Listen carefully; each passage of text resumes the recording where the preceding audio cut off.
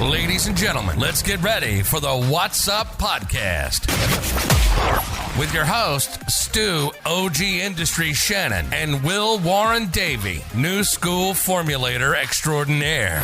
We're talking all things supplements with insiders, athletes, experts, and more. So sit back, relax, and prepare to find out what's up. G'day guys, welcome to another episode of the Wot Supp podcast. This is one that I've been planning for a little while. I'm very excited about it because we have Jarrod Wynn from Red Dragon Nutritionals with us. G'day Jarrod. Hey mate, how you doing? I'm very well, thank you. And also my usual co-host, new school formulator extraordinaire, as the intro says, Will warren-davey. Howdy, hey Stu and Jarrod, mate. Pleasure to have you on. Thanks for having me, eh? Thanks for having me.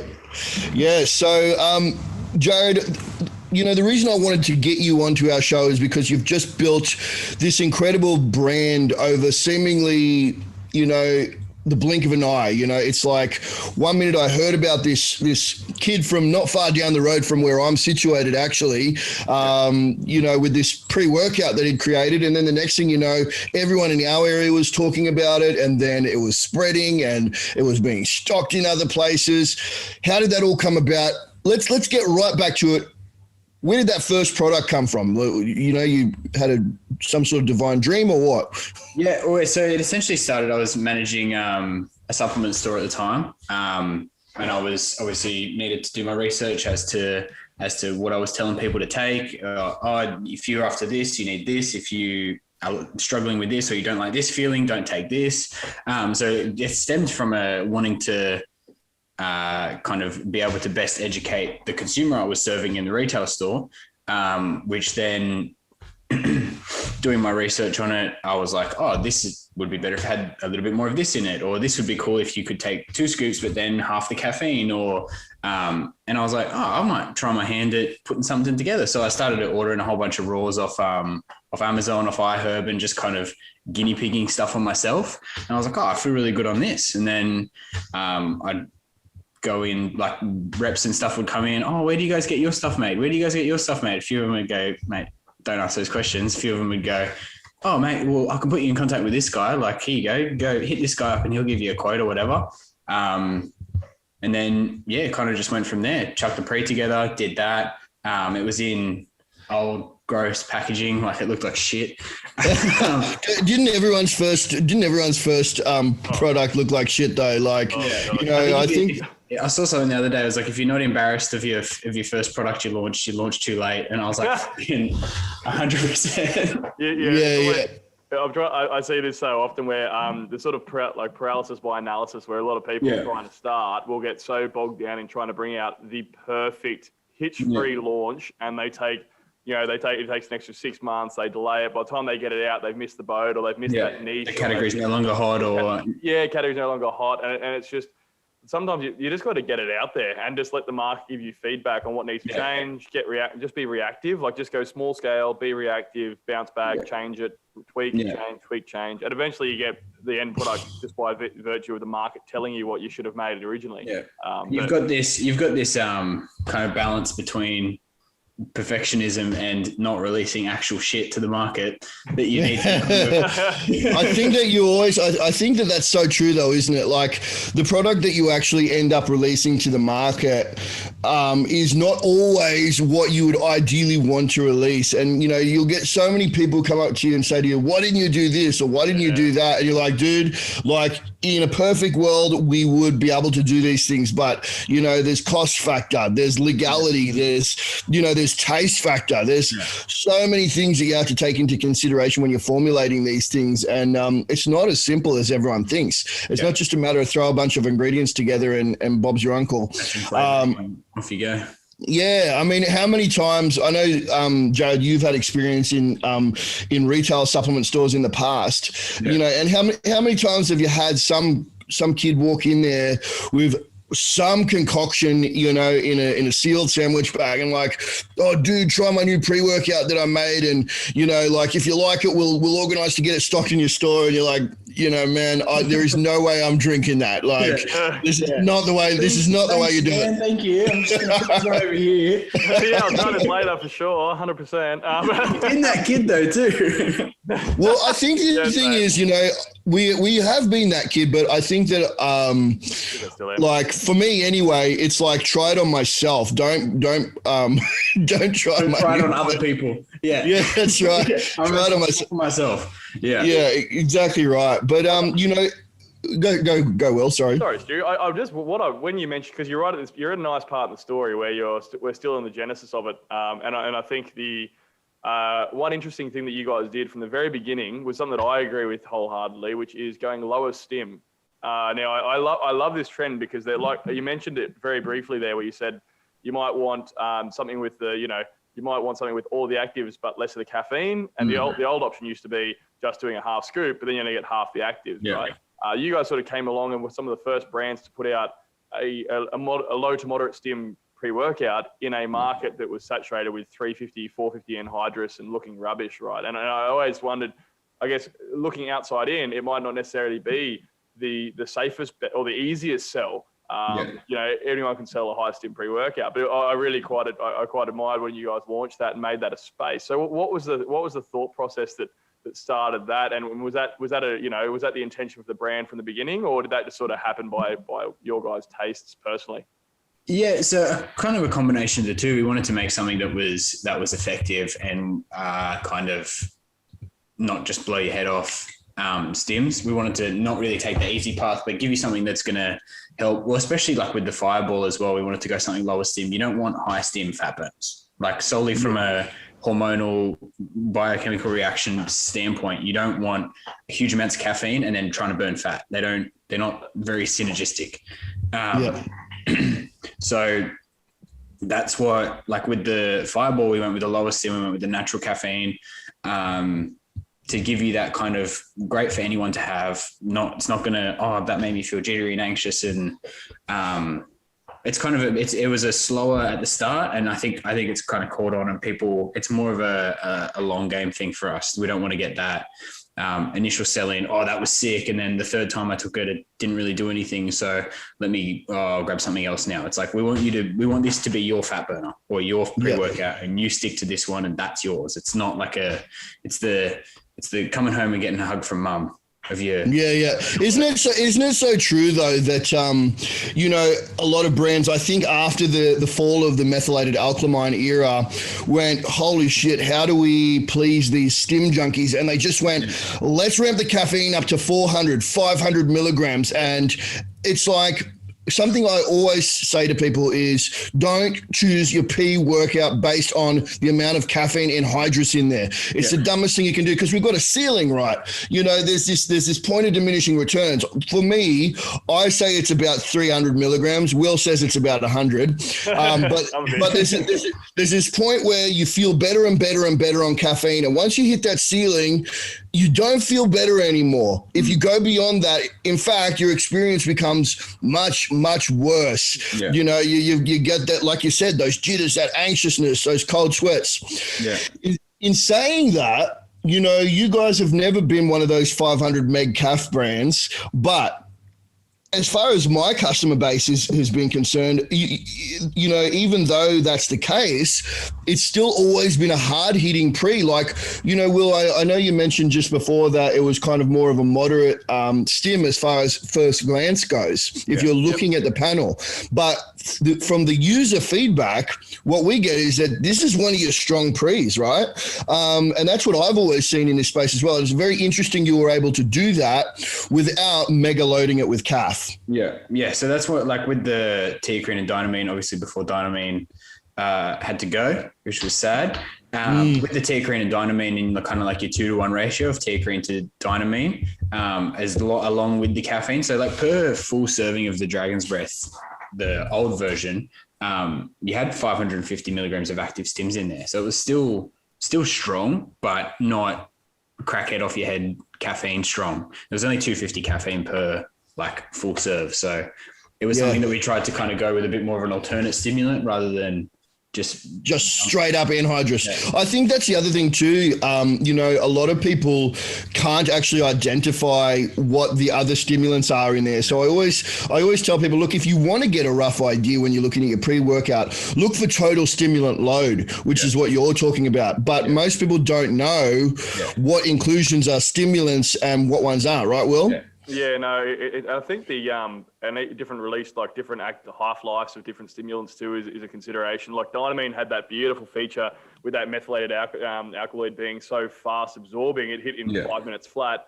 And then with Teocream being more like, an hour, let you down slowly, Yeah, it just goes a lot slower. So you get and then Anhydrous is again about that 40-minute mark, it's peaking. So you get a really nice sort of boom, boom, boom, and it just sort of caved. It was a really nice trilogy, those three. Like, when they banned Dynamine, it was a sort of a nonsensical thing keeping Walnut around, but banning Dynamine, I thought that was a really weird move in the industry. Well, especially with Dynamine having been GRAS certified and everything, it's all like just kind of and nil negative outcomes from consumption. Actually, it's safe at 100 times the dosage. It doesn't really make sense. Caffeine's not even GRAS certified, so. It's remarkable, isn't it? It was sort of like you could hear crickets in the supplement industry when like all the formulators were just like reading the paperwork. They're like, what?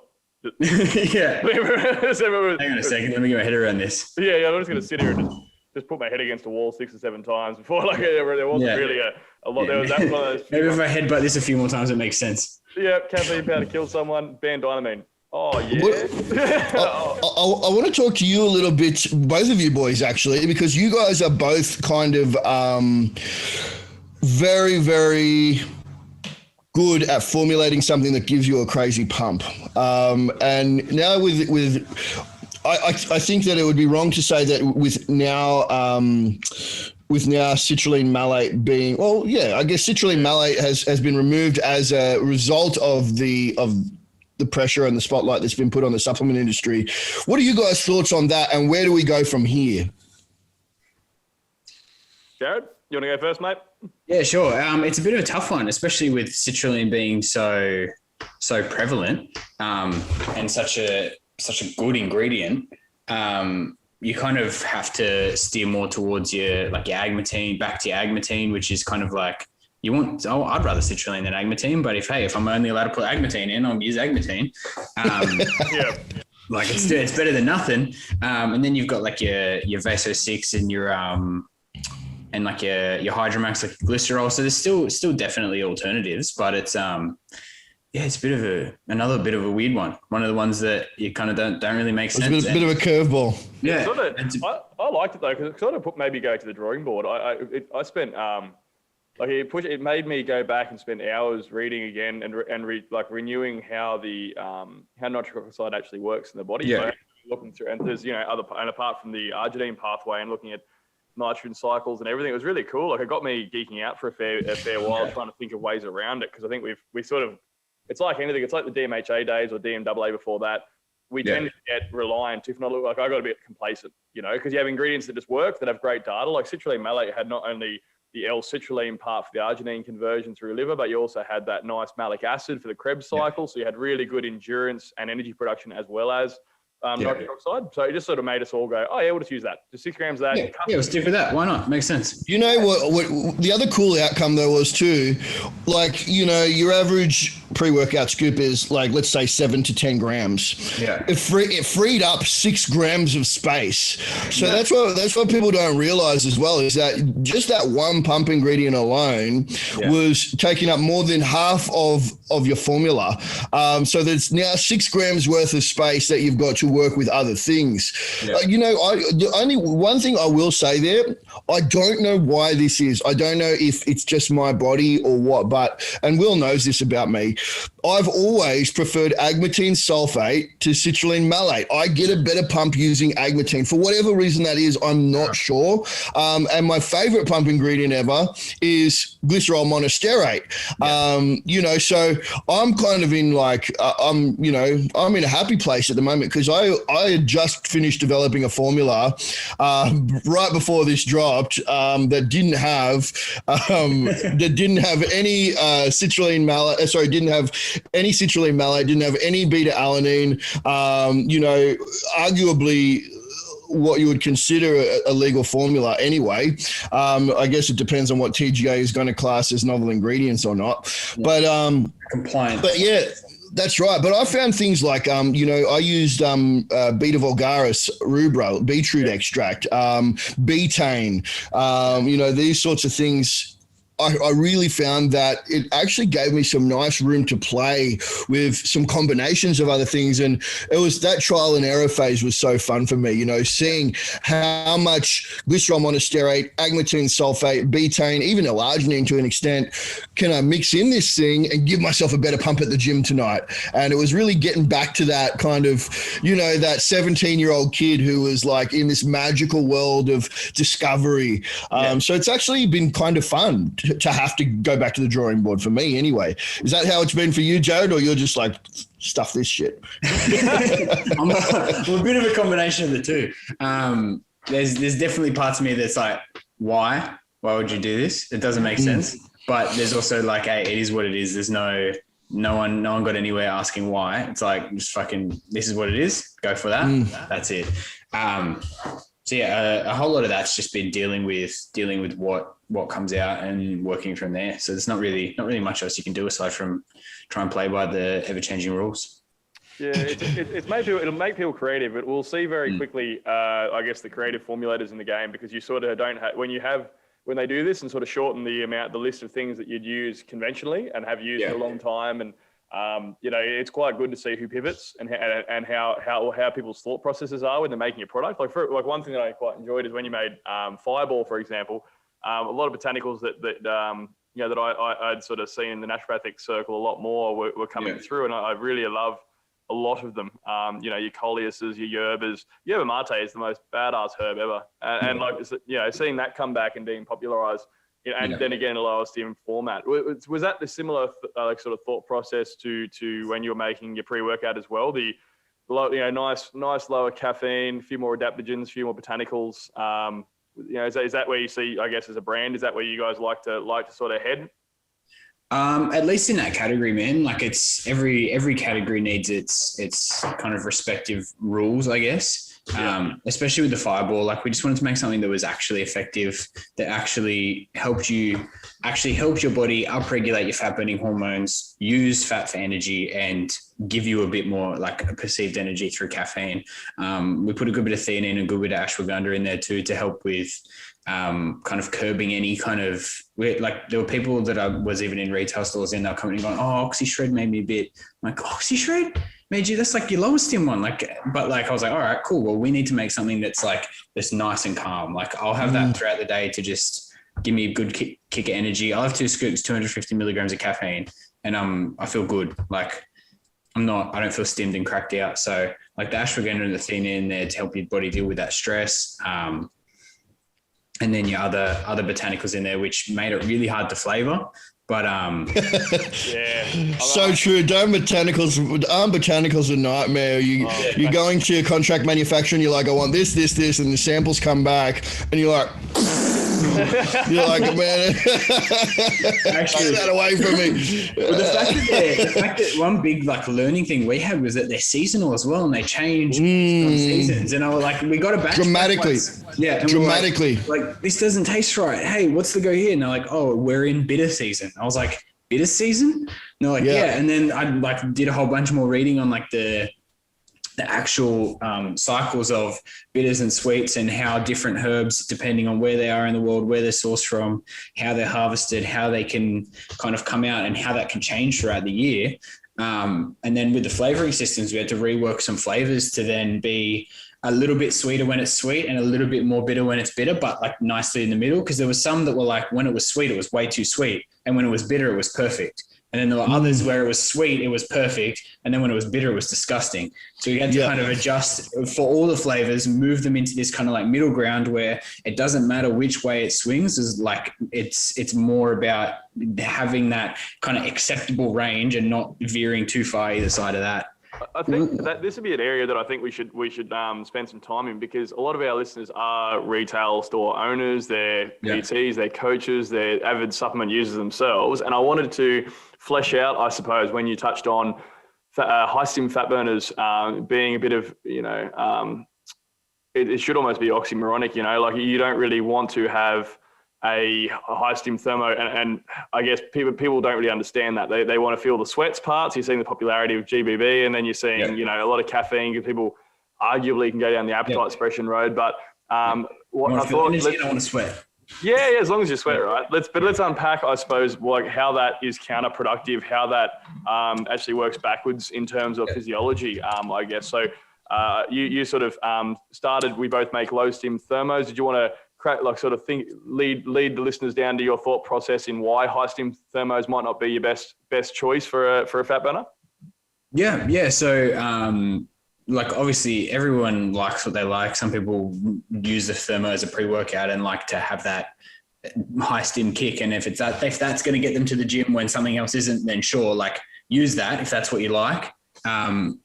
Before I go on, but essentially the basic part of it is high stim is high cortisol, which is low fat burning. Your body's not going to want to burn fat or favor fatty source for energy when you're stressed, when you're freaking out, when your body's going, holy shit, what did you just put in me? Why do I just have 6 cups of coffee in me all of a sudden? Yeah. It's a huge load on your central nervous system when that cortisol is elevated. And the thing that people got to remember is with cortisol, people say, well, why is cortisol conducive to fat storage? And, you know, if we rewind right back to our evolution, you know, if we look at like cave dwellers or nomadic people, this cortisol is a survival hormone, right? Yeah, if our fight or flight mechanism or our production of adrenaline is being triggered too regularly, we get this secondary production of a hormone called cortisol. And it's your body basically telling you, you need to move on from this place. You know, we need to find somewhere that there's more food available, less predators, better shelter. And your body thinks that death is potentially an imminent threat. Yeah. While that is the case, fat burning is never going to be a priority. All right. Your body is the way I explain it to people is like, imagine you walk out of your cave and look to your right 700, 800, 2,000 years ago, and you see a tiger there.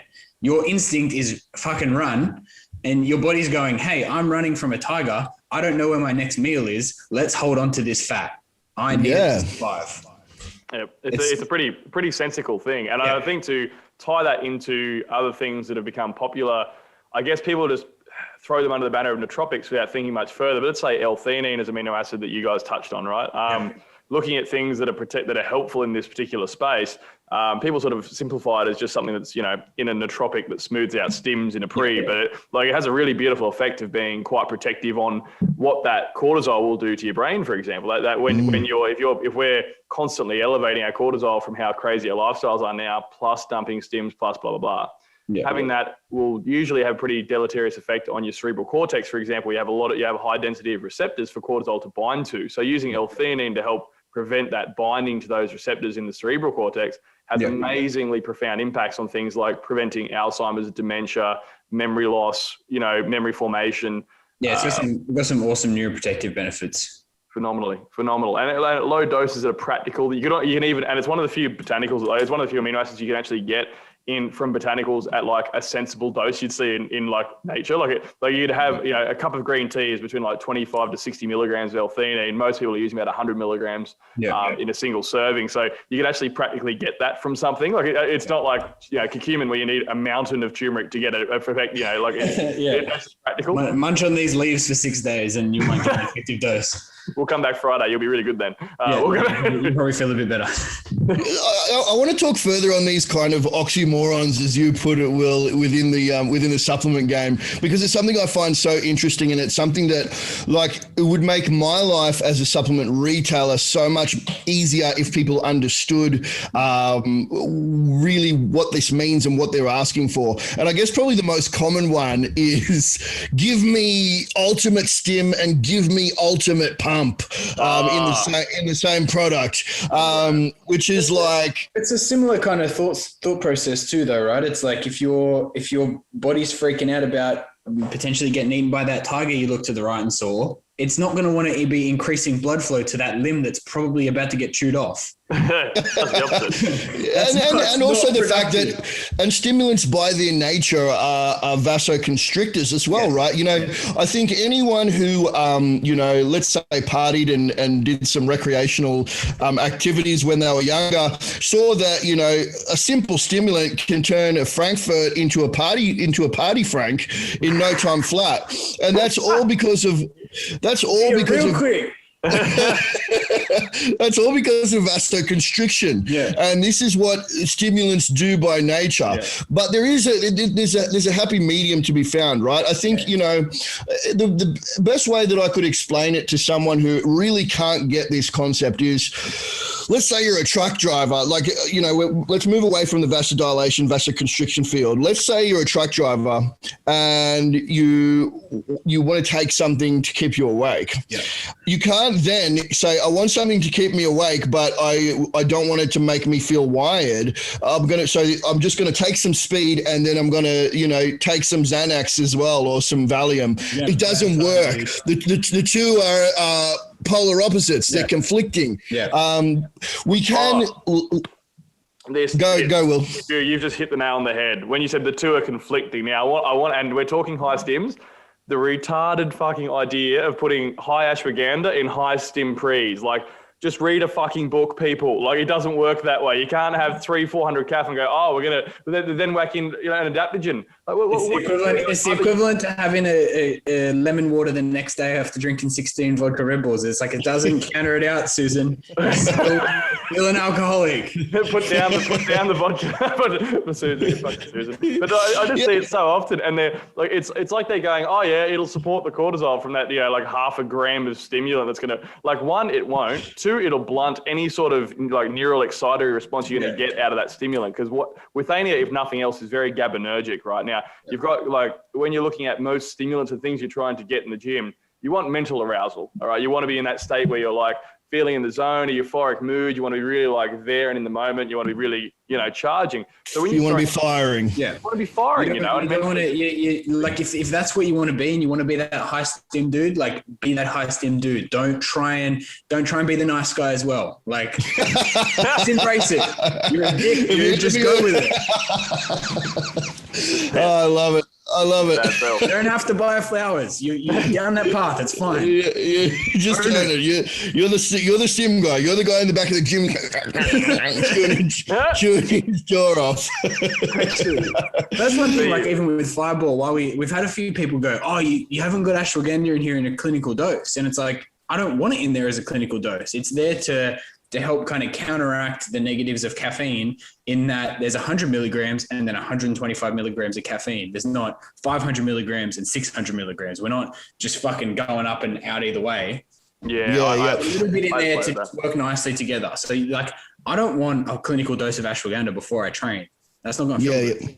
And that's the point too. You want cortisol high before you train as well. That's the point. Like it's probably the one time you want cortisol high, because then it'll do all the great things it should be doing, mobilizing fuel, mobilizing glucose into your blood, you know, burning through a lot more, you know, of your zincs, your magnesiums, giving you the minerals you need to perform. Like it's an amazing hormone in that scenario, like in a flight or fight scenario, when you need to rip that bar off the ground, you want cortisol high. So, you know, don't throw in adaptogens in that scenario. I think, you know, for our listeners who are, you know, and helping hopefully Stu in a retail setting, just, you know, sort of dispel some myths for people. You know, if you're going high stim, just be your bad self and go the high stim. Yeah. If you're going low stim, go low stim. But like, let's not try and be the awkward halfway. You know, the sort of that try and be high stim, but then put some adaptogens in it. It's just going to be counterproductive and Let's talk for a second about you know, on that tact that you've just taken down there, Will and Jarrod. Let's talk about stackability, because this is something that, like, I think Will and I really formulate slightly differently on.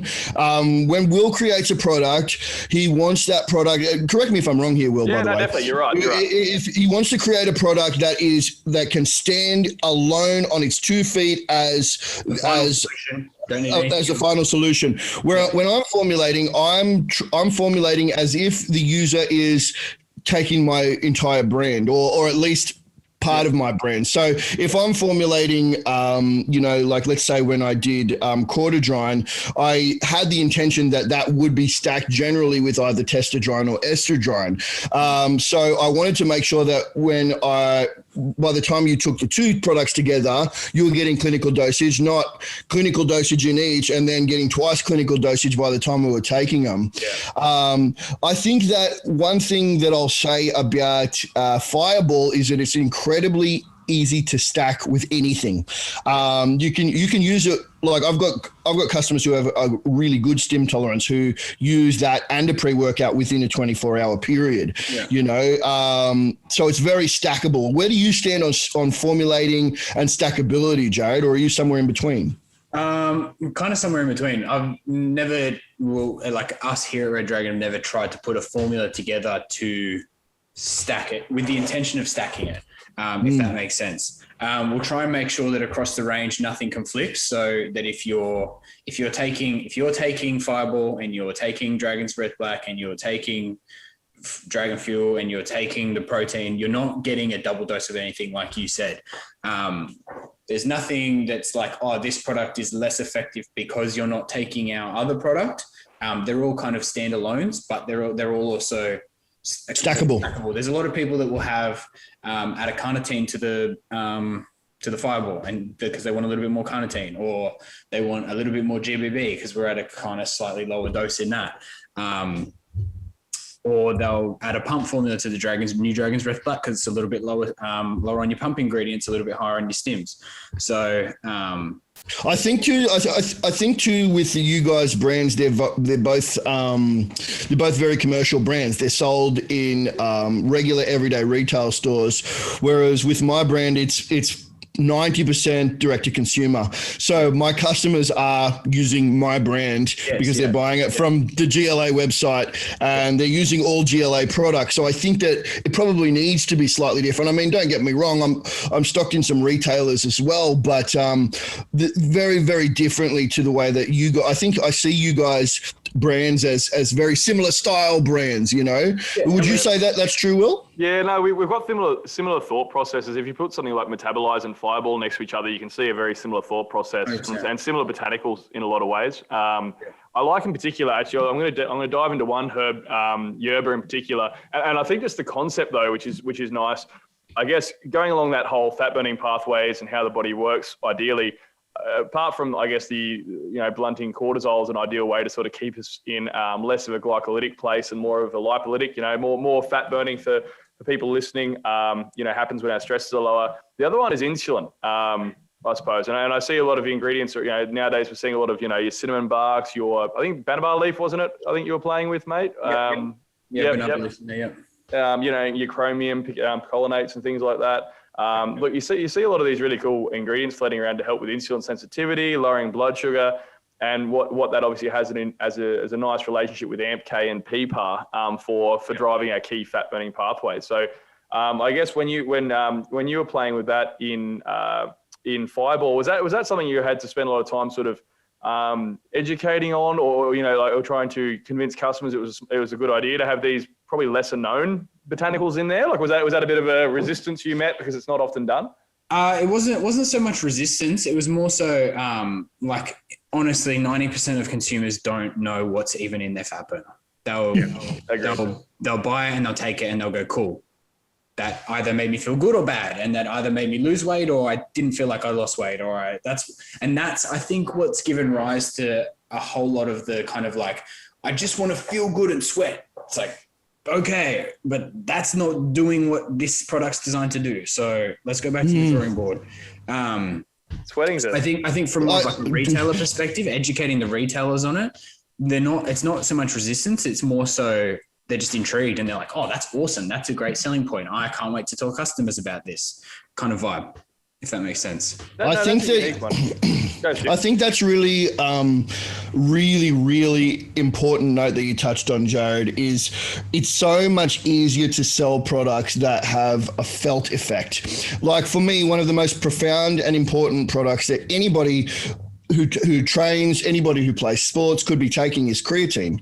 But because there's no felt effect, it's not that easy to sell. Even though it's like $25, it's not the easiest product. It's not the easiest product to sell. So much research out there on it. But yeah, and you'd think that people would be jumping at it. Now, I can sell a fat burner to you that is going to have a profound impact on your ability to metabolize fats more easily, or to at least liberate those lipids to be able to be burned.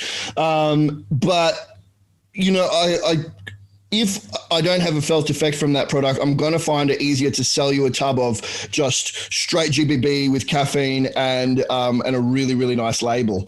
And that's really disappointing. And that's kind of the battle that I guess as retailers we face. Yeah. And I think it's really, really important that retailers are all on board in this space and understand that you need to do right by your consumer. You really need to be selling something that works. You need to be selling something that delivers them what they're paying for, because at the end of the day, when you buy a fat burner, what are you paying for?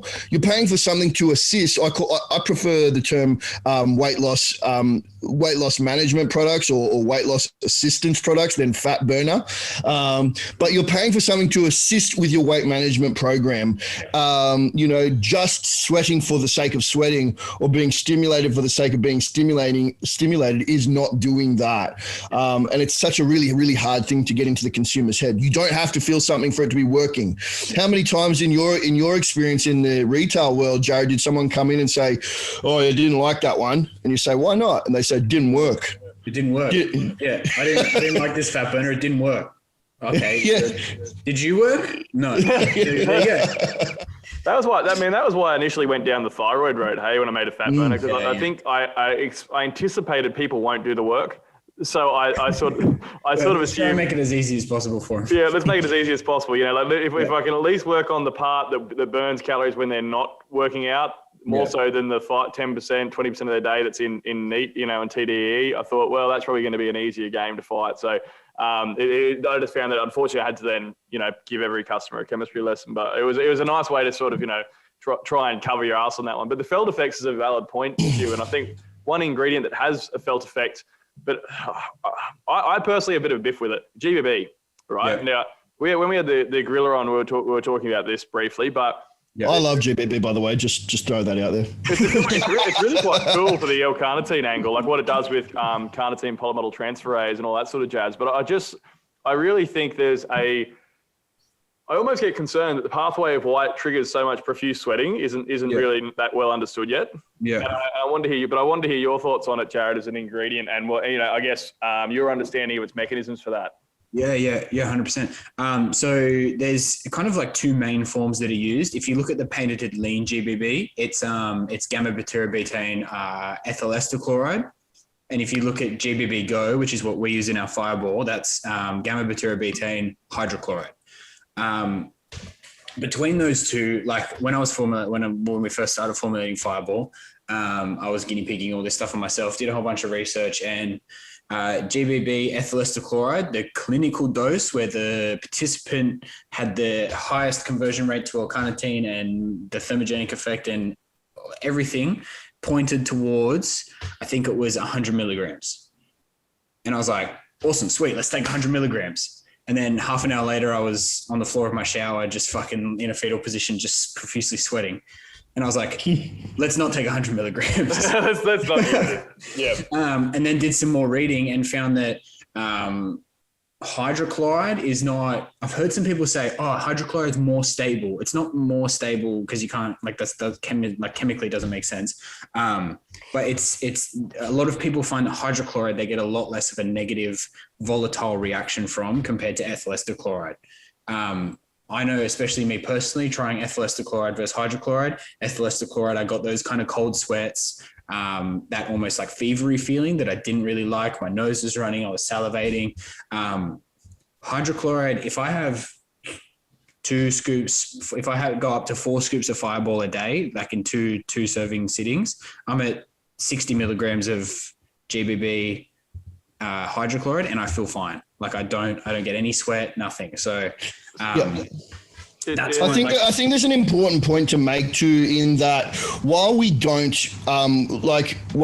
fully understand the biochemical pathways for the reasons for that cause of sweating, we do know that it's safe. So with all the research that we've done, we don't see any negative outcomes, which is really nice. Now, that's right. So for me, I think there's something to be said for the power of the fact that you are sweating and that placebo effect. So let's say it's just making you sweat and doing nothing else. Let's discount the fact that we have some good data on like you said, that L-carnitine conversion and the thermogenic effect. Let's say that doesn't exist.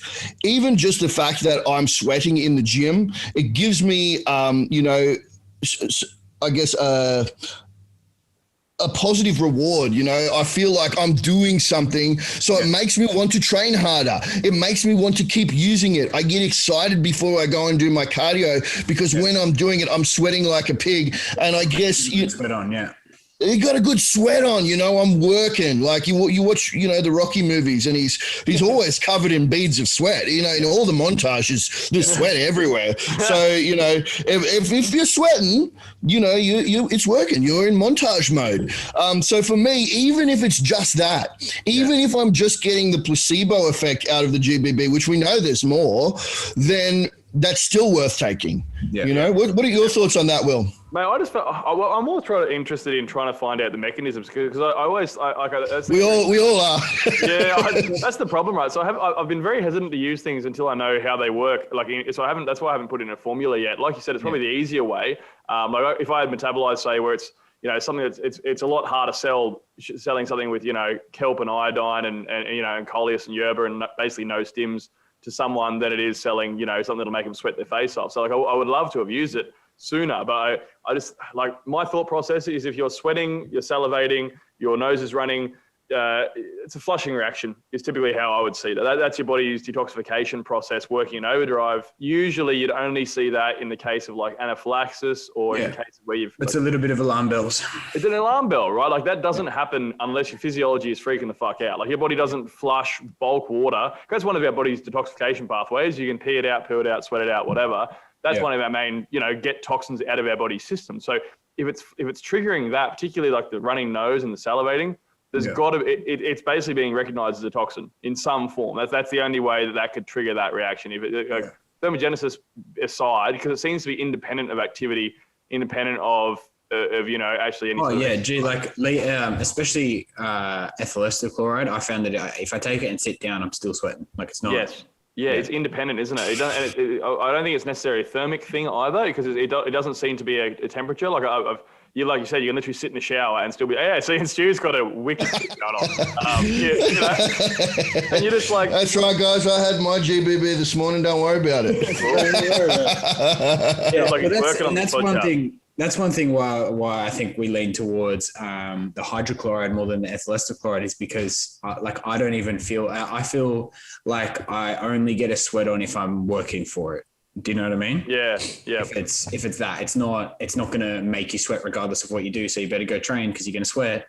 But yeah, that's more the reason why. So if people have had experiences with lean GBB or GBB Go or any form of GBB, and I didn't like how it sweat, have a look out for GBB Go and hydrochlorides, because they tend to be a little bit less aggressive. Yeah, nice. The hydrochlorides are good too as donors, I find. Because a lot of people, weirdly enough, I didn't really see it, until I started being in stores a lot more, I didn't really see it as much. But customers had issues with digestion a lot of the time.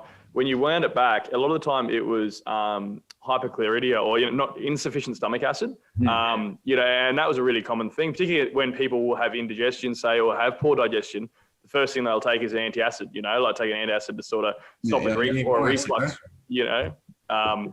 And so having more hydrochloric donors in your supplement cupboard, whether it's betaine HCl or whether it's in that GB HCl version, it's a nice acid donor to stomach acid, which works quite nicely as a secondary effect. So I think people, and that's a handy one for listeners, if anyone's struggling with bloating, distension, digestive discomfort with food, And they're finding that happens with most things. Even if you wake up and you have a glass of water, say, and you're straight away, you look pregnant, that can quite often be a stomach acid thing.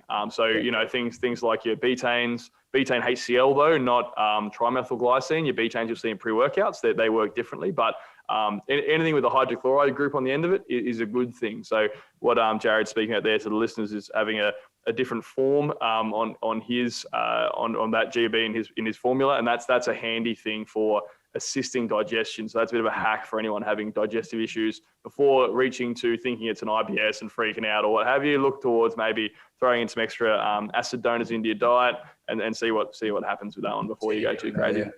Just one more note on the GBB, just for the listeners. I think that I should probably make the note before everyone runs out and panics about GBB through Will's fears. The ingredients that Jarrod's talking about there, the patented ingredients, that's where all the data is. So all the research that we do on these compounds is always done by the companies who develop the trademarked ingredients. So, we know that this is very safe. This has been approved for human consumption. Definitely. We don't get that far with a lot of clinical backing, so if it wasn't safe to use, you wouldn't find it in a product. I think what you're more getting at is just, it's an interesting, it sparks an interesting thought for you more than anything else. Not the fact that anything with using GBB is dangerous in some way or no issues with safeties. I just want to know the mechanism. I just like to get so I'm also want to know the why, the how than anything before. So, but yeah, by all means, like when it was any company that's paid the $500,000 worth to get an ingredient safety tested, run through the trials. Yeah. If you're going to invest, hundreds of thousands of dollars into doing, safety trials on an ingredient, then you've got pretty good confidence that they're not going to release it to market. But without any sort of, with any health and safety concerns. But yeah, more so the mechanistic angle. But I just wanted to pick another point in the brain. I think it's interesting. Yeah, it's something that I think that probably within the next couple of years, when the usage increases, which it inevitably will, we will learn more and more about it. Like we were just talking with Andrew Locke the other week. We're learning new things about collagen even right now. We've got new research coming out, and we're learning some things about the timing of intake of collagen and the acute effect that it can have on specific tissues. So we learn new things about compounds that are safe, that exist on the market all the time. I think that it'll just be a nice eye opener when we do get to that point with GBB. Oh, 100%. It'll be cool once we get a bit more on it. But I think any more, it's really cool to see the different angles of I suppose even commonly seen ingredients too. And again, I think that's where there's been probably a silver lining to some of the changes recently. Are there any ingredients, Jarrod, that you sort of foresee on the horizon that you think are going to be something of interest? Is there anything you've enjoyed formulating with lately that you think might be a next big thing? Like what do you got any picks for how it might play out? In terms of like what the next kind of exciting ingredient would be. What's everyone going to be using? What's everyone going to be using in 2 years' time that they weren't using 2 years ago? I'm not ingredient wise. I'm not 100% sure. I think you'll see a lot of kind of slept on ingredients that have been around forever. That a lot of people that are now taking supplements that weren't taking supplements will come back and go. We'll think it's a new ingredient and go, sweet. I love this. This is what I need to be taking this. And you'll see a lot of older people go, hang on, I was taking that 30 years ago. What the fuck? I don't think it's as much anything new coming out that's going to be ridiculously crazy exciting, for at least from what I've seen. But I think you'll see a lot of kind of almost like a return to tradition, kind of with a bit more research behind it. 1,000%. 1,000%, man. That return. Do you know what one of my favorites is that I've been formulating with and even just messing with a few little shits and giggles formulas at home is theobromine. And it's something that hasn't been used that much. Like, it's been used, don't get me wrong, but I think you'll see in the next couple of years every pre-workout containing theobromine. The way that you feel on it, especially when combined with caffeine, is just bloody awesome. It's the main active ingredient in chocolate. It's what gets girls primarily addicted to chocolate. You know, you get that really, really nice release of positive brain chemicals, you know, the oxytocin effect, all that sort of thing. I think theobromine will become more prevalent. Do you have any thoughts, Will? Theobromine's awesome, man. And I think because what I didn't realize was the reason that like you have a crazy different effect on natural caffeine versus synthetic caffeine. So let's pick like a caffeine anhydrous we've seen a lot of common pre-workout supplements versus say a green tea, green coffee, is 1,000% the theobromine. When that gets metabolized through your first phase detoxification pathways, your cytochrome P450s eat that caffeine up, split it down into groups. The natural caffeine instead of the synthetics have theobromine naturally occurring, and that's where you'll see as well as some L-theanine in certain things like your teas and that sort of thing. So you get as a naturally occurring compound that we see in a lot of. It's the reason why, you know, coffee, for example, will feel very different to a Red Bull, despite both having damn near identical caffeine content. You know, a one shot of espresso has pretty much identical caffeine content to a Red Bull, but it feels drastically different. And, you know, anyone listening is more than familiar with that, more than likely. So theobromine is responsible for a lot of those positives. And so, you know, I've started using it recently in I actually made a patented caffeine blend, actually my own stimulant blend, because I got pissed off at TJ. So I made my own little fun blend around it, you know, as a way to get around this stimulant stuff. And theobromine I threw in because it has such a notable positive effect when stacked with other stimulants for keeping that mood state elevated, even with not much stimulant around it. Hey, like, you use it in a formula with raw caff and you still feel wicked. Yeah. Yep. Yeah. It's just like, you know, like I've been really like, because I've done a lot of reading around this over probably the last 6 months. And the thing that interested and probably excited me the most was that that oxytocin release that you get from it. And this is not something that we see from a lot of our other feel-good ingredients. You know, we've seen dopamine and serotonin release many, many times, but targeting that oxytocin specifically, which is like, you know, you can call it the love hormone. Yeah. It feels just fantastic. It's just a really nice feeling when you get that. And you get to the point where when you take a feel-good compound, you can start to notice the difference in which brain chemical is being released. Is it the dopamine? Is it the serotonin? Is it the oxytocin? You know, and there's a number of others. But I really love it for that fact that we get that nice, lovey, positive kind of high vibe. You know, it's just such a good ingredient. It's something we don't get often enough, oxytocin. Hey, it's a really beautiful, that and GABA, I think, are phenomenal. Anyone who used to have a lot of, you know, there was a lot of GABA in sleep aids previously, and that, you know, that sort of feeling I liken if you've ever had those, you know, to what you get when you have a oxytocin rush. It's really lovely stuff. I think that's a nice little area actually. So what are some of your talking of the neurochem side, that's something that's kept me awake a fair bit lately, is looking at some neurochemistry reading. What's your sort of go-tos? Like, what are your favorite nootropics that you're seeing, Jarrod? What do you enjoy formulating with? Well, in terms of what we're allowed to formulate with. Don't worry about what you're allowed to. Like, what do you enjoy? I'm big on just like your alpha GPC and your tyrosine. So two of your real basic, getting your choline salts up and getting your dopamine upregulated. I'm not a big fan of macunapurines or velvet bean or L-Dopa. They're all the same thing. As much, I feel like I kind of get a bit of a dopamine crash off those. Really not a fan of Houpe. Interesting. Where's the acetylcholine esterase inhibitors? Not a fan of. It's just the long half life of Houpe. Kind of, I feel like long term use, it starts to eat away at me. And then if I don't take said nootropic for a couple of days, I feel a bit fried. So I do feel like it has a bit of a compounding effect. Houpe, especially with, I think it's like a 13-hour half life. So if I am using and abusing nootropics, getting through my day. You do build up very quickly. You want to know something interesting is, Jarrod, you actually introduced me to alpha GPC without realizing it. This was yonks back, but we were having a conversation one day and you were telling me about alpha GPC, and that was the first time I'd really cared to look into what it really was and what it really did. Since then, I've been a huge alpha GPC fan, but I'm probably on the same. I would put into that L-theanine alpha GPC. I like a botanical, specifically Rhodiola rosea. For me, I really, really like that. I think it's a shame that we're seeing the removal of pretty much all mushroom compounds that we were using in the past. I think those are fantastic. What are your thoughts on that, Will? Mate, they're a space. When you said, actually, you coined it really well, Jarrod. I think when you said a return to tradition. Where I've found is that a lot of the amino acids that are being looked at and not permitted currently in the supplement industry, that's going to leave some people stumped if you don't know about botanicals. But there's a lot of botanicals that are really badass. I mean, unfortunately, they also put a lot of those under the banner recently, and they're like all novel now.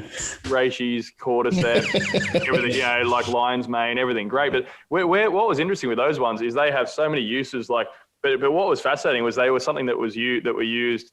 As we touched on earlier, Stu, you said there's a lot of ingredients that are, we find things come to light more and more with them. And the fungi group is incredible because like they were used for centuries by Chinese royalty, but they protected them because they were so rare. Like for example, reishi only actually grows on a certain species of tree, and there's only something like 10,000 of the trees in China or something crazy. Like it's a very rare tree that it grows on to get the particular actives that you need.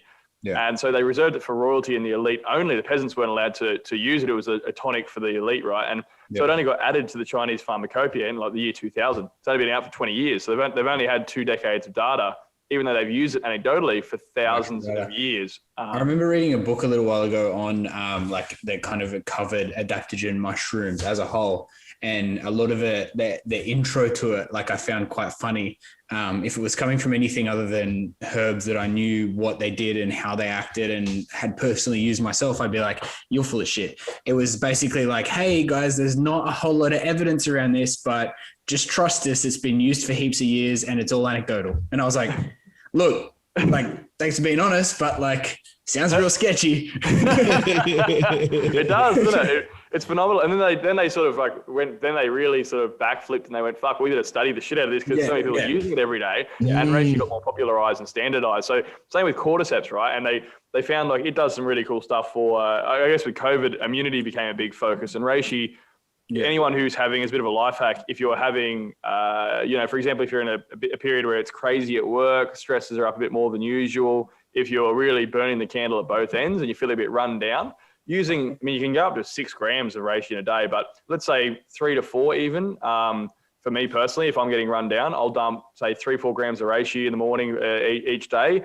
And within a week, it'll just kill anything. It has this really amazing effect. It acts like an adaptogen, but for your immune system. So if you're, it also balances your antimicrobial versus antiviral.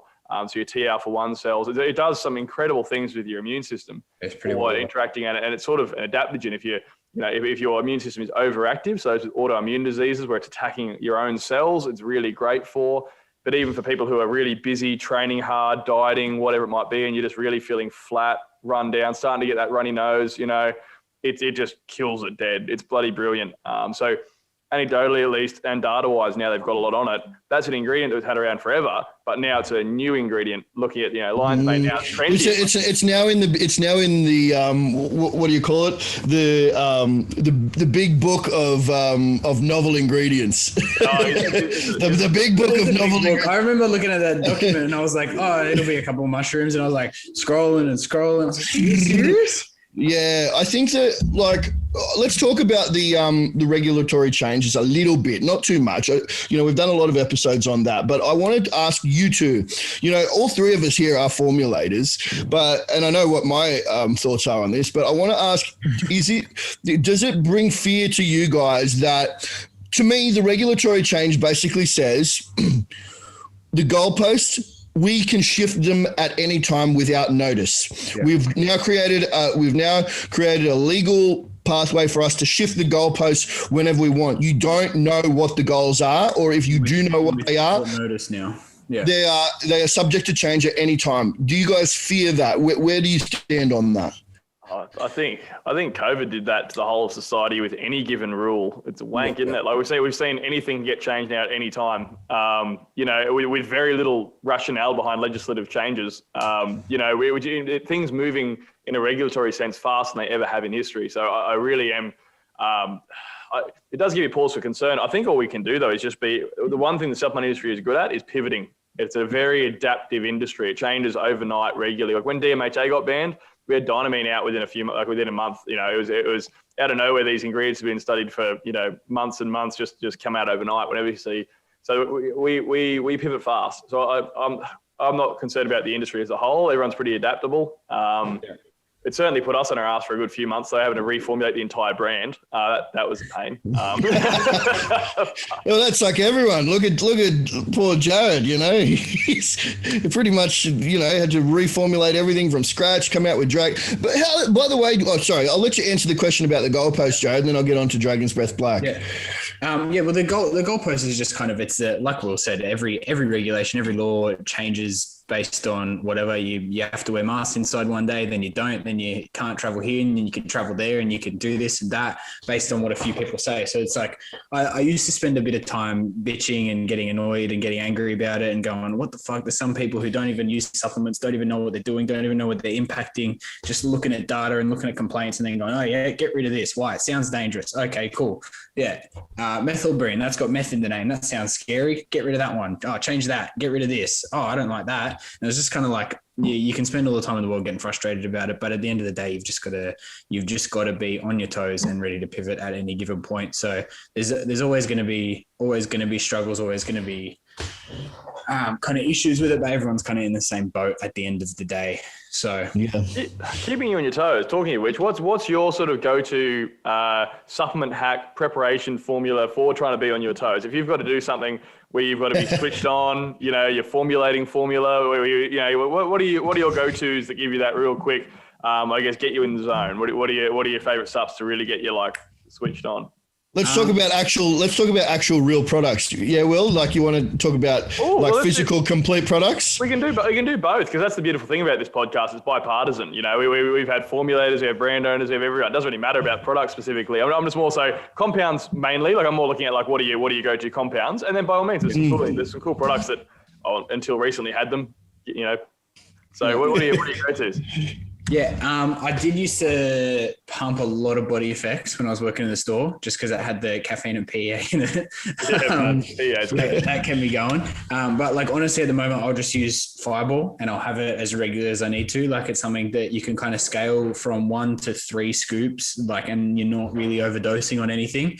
I wouldn't recommend having anything above that, but like a Fireball. And then if I'm really, really on my toes, I have used modafinil in the past as well, which I've enjoyed. So yeah, good old Daffies. Who doesn't love a Daffy? But I think that the thing is on modafinil, I feel like you start to think that you're like, your brain is profound in some way, and you know you end up like in these like tunnels of research. You're down the wormhole. You're sitting there at 4 a.m. reading about, you know, like something absolutely ridiculous that is going to lead you nowhere, but you're so deep in the wormhole, you just have this lust for knowledge. Yeah.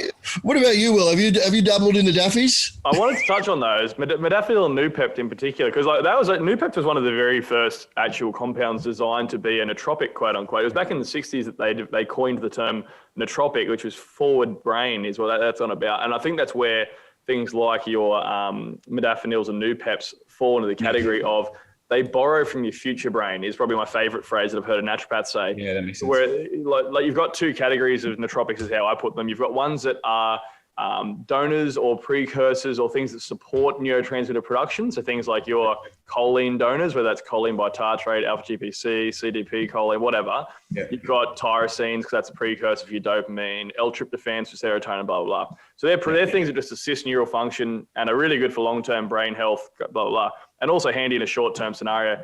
But then you've got your Nupepts, your modafinils and stuff, and they're more like, they burn through things faster. So in that time, you're incredibly switched on and you're just dialed, but you will pay for it later because you'll feel like a zombie a day later. And I won't ever take it kind of, I've had people say, oh, I take it every day and I don't feel a thing. It's like, come on, bro, who you fooling? Yeah, everything has a payback at some point in time. You must pay the piper. You must at some point. It's so good. I'll always run a stack of some tyrosine and at least some GPC with it as a bit of like a support stack. I used to really like taking Skywalk and modafinil together. They worked well. Yeah, wow. Yeah, because it had Noopept in there as well in the very original American version in Noopept. In that one. The very original. Yeah, I know that Pat kept a few tubs of that floating around for those long days. He back when he first imported it, and people didn't quite realise what it was. Rady stash. Yeah, man, it was unreal. Like 10, 20 megs of Noopept, and you're like a different human being. You can function at a different level, and it's phenomenally. And same with the daffodils, like it gives you such a incredible go. And that was the Russians we owe the thanks to that. The Soviets put that together as one of the very first entropic compounds, and it was just like.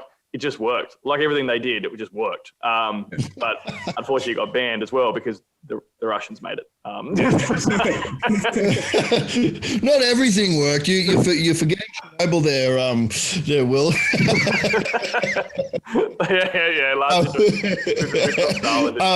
I want to throw my hat in the ring on this because I'm sort of like someone who's like highly functioning, probably even maybe a little bit ADD to an extent. And so for me, I actually, to function better, I prefer something that takes me down a little bit rather than kind of makes me act on a higher level. So for me, it's things like obviously when I developed Cortisol, I was developing it for myself. So, like I function best on things like ashwagandha, L-taurine, hops, theanine, these sort of compounds is what I run best on, and I get my best work done on those things.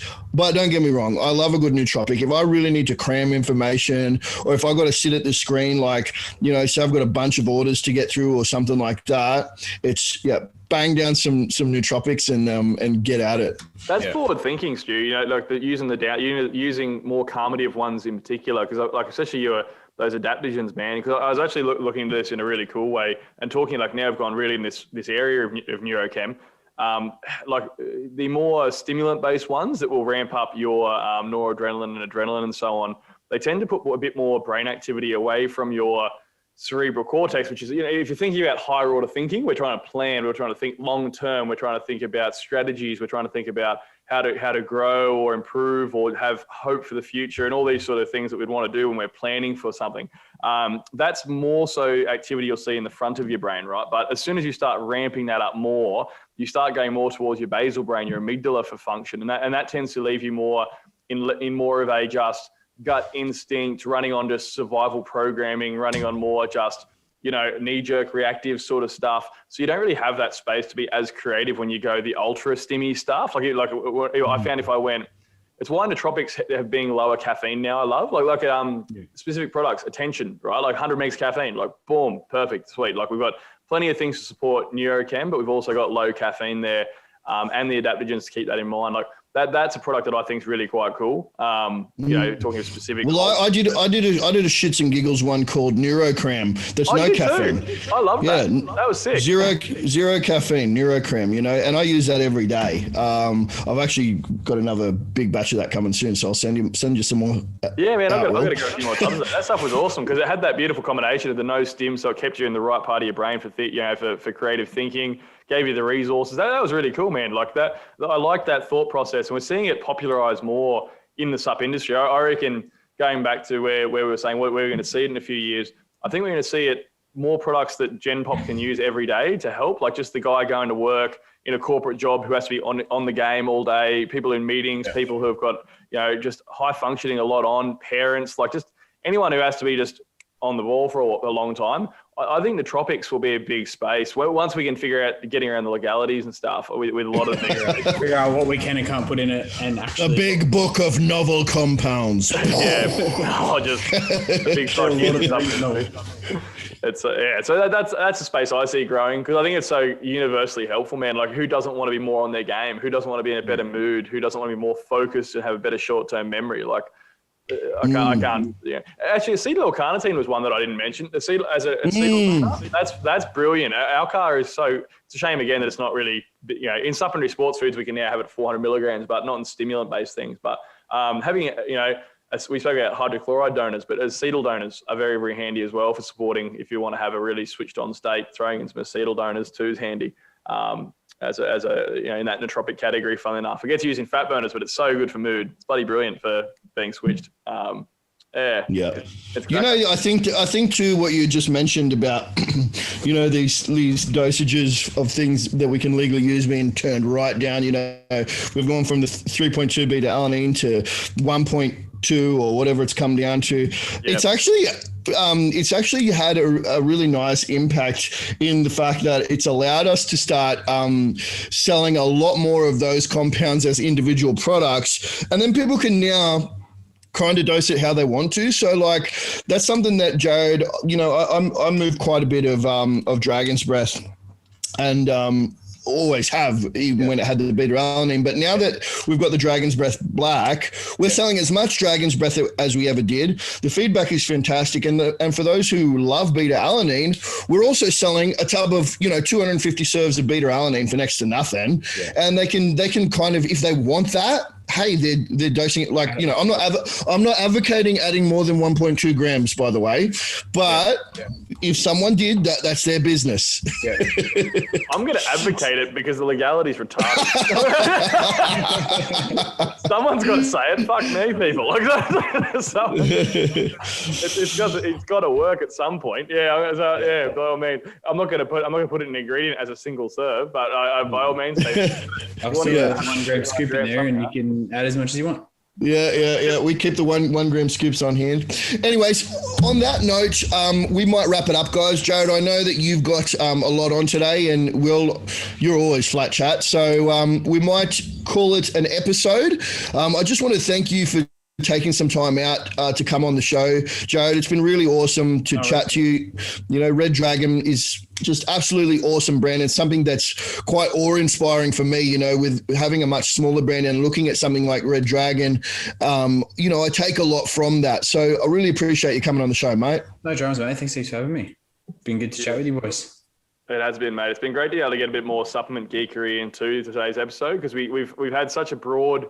We've had, physios, we've had on brand owners, we've had on store owners, we've had on PTs and life coaches, but it's been a while since we've been able to really, go down the rabbit hole on a few different things and dispel some myths. So a lot of value this episode. Hopefully listeners, we gave you guys something to think about and maybe even challenge some commonly held beliefs. So look, I hope everyone got value out of this episode. And until next time, thanks for listening, guys.